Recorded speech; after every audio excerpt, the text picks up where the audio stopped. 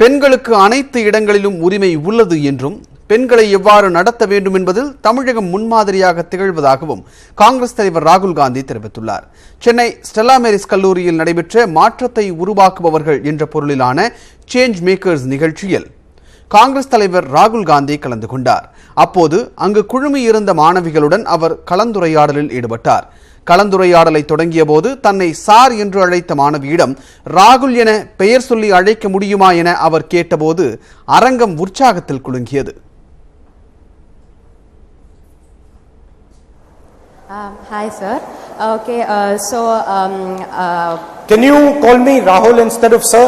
Okay. Makes me more comfortable. Okay.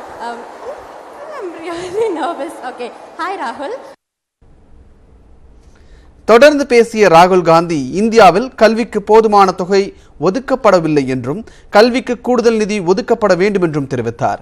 மேலும் வட மாநிலங்களோடு ஒப்பிடுகையில் பெண்களை எவ்வாறு நடத்த வேண்டும் என்பதில் தமிழகம் முன்மாதிரியாக திகழ்கிறது என்றார்.